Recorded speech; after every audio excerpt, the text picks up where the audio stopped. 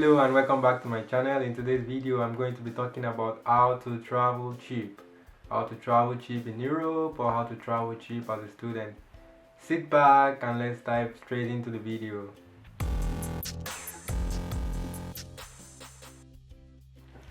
Hello, welcome back. Just like I've said, I'm going to tell you how to travel cheap in Europe or how to travel cheap as a student. The first trick I'm going to be talking about is buying your ticket, buying your flight ticket. It's like one of the most important parts of traveling. Most people say like tickets are like cheap on Thursday night and Friday night. It still doesn't matter to me. The trick that I use is like whenever I want to buy my ticket, I use the incognito mode of the Google Chrome. Because with incognito mode you give little or no information about yourself at all. So the cache memory of your computer or your browser history cannot track you at all or doesn't have any information about you. This way you get the best price from your flight ticket. You get like one of the best deals. So and the days that are really good to buy flight ticket, I will recommend Tuesdays or Wednesdays, actually in the night or in the middle of the night.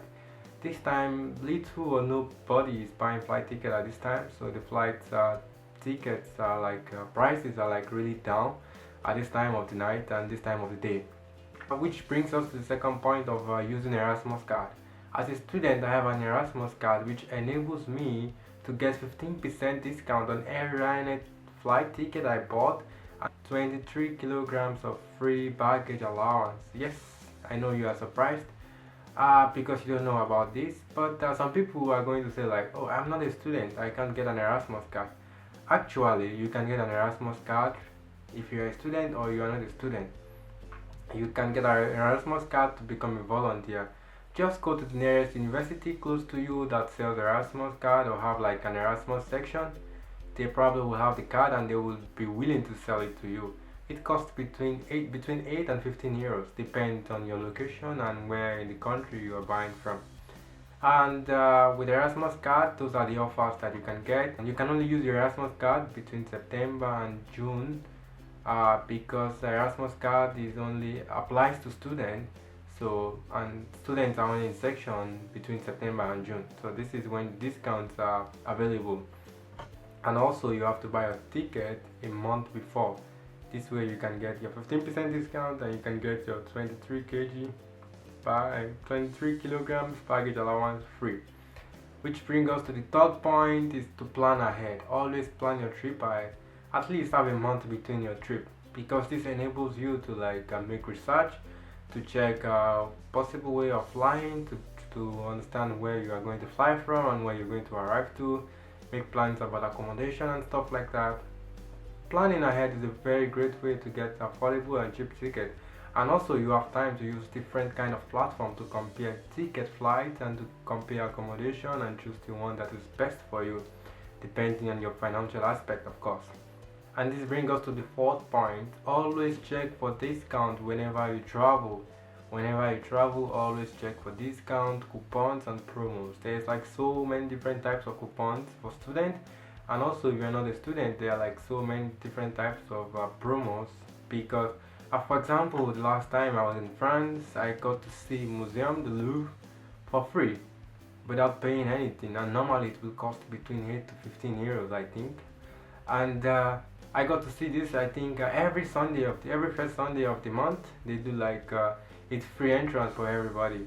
So this is really good. It doesn't matter if you're a student or you're not a student, you get to enter into the museum for free and then you get to see everything for free. I think it's one of the biggest museum in Europe, so if not the biggest, because it's really big.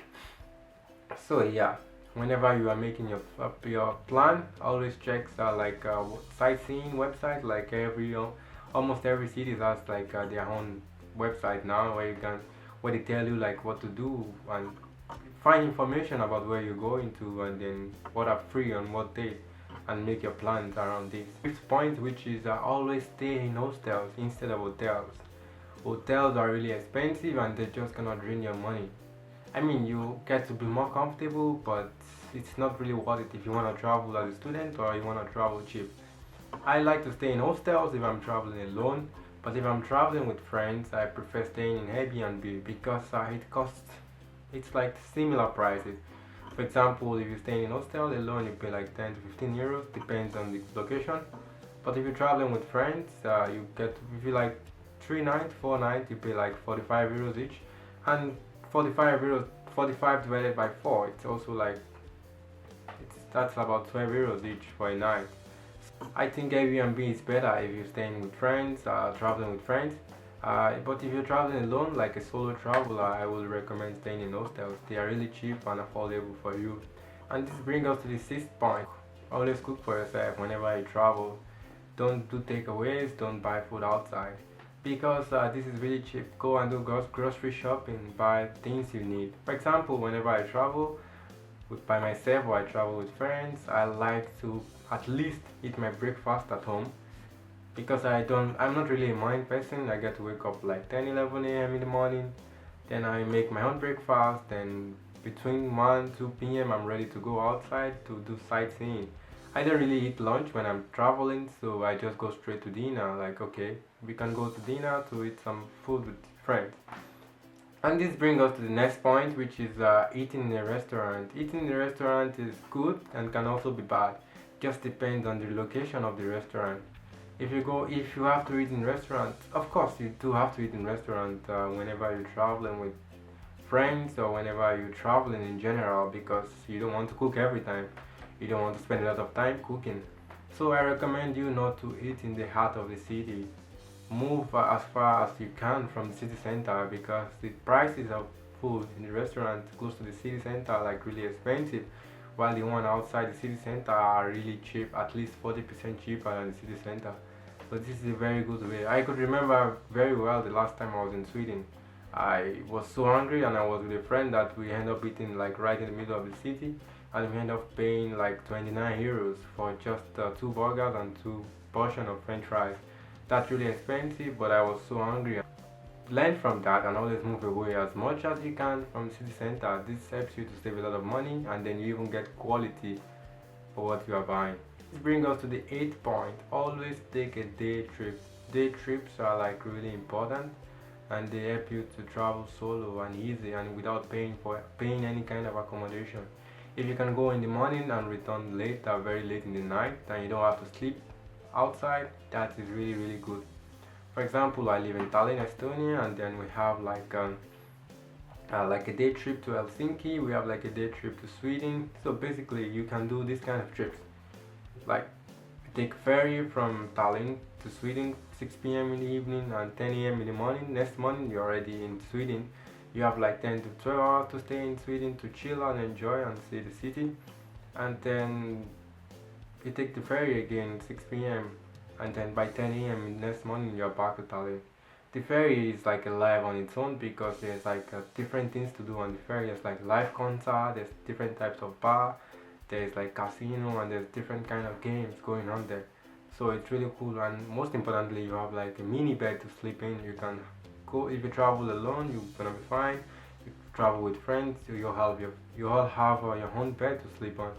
And you can always upgrade, of course, if you want like a bigger room or you want like a bigger bed. It's your money. So as long as you have money to afford it, it's really cool. So I really recommend day trips. If you live somewhere in Berlin, you can do a day trip to Dortmund, return in the evening, day trip to Cologne, wherever you are. And you could do the same if you live in Portugal, wherever you are. Day trips are really important. You get to see more places by spending less money. And this brings us to the ninth point. Always buy flights as close as you can find them. Let's say, for example, you're planning to travel like you plan to travel from Lisbon to Paris, and the flight from Lisbon to Paris will cost like maybe 100 euros. You can check also from Porto to Paris, which is going to cost like maybe cheaper, 60 euros. It's like, always compare the prices and choose the one that is closer to you as possible. You choose the one that is close to you as you can find it.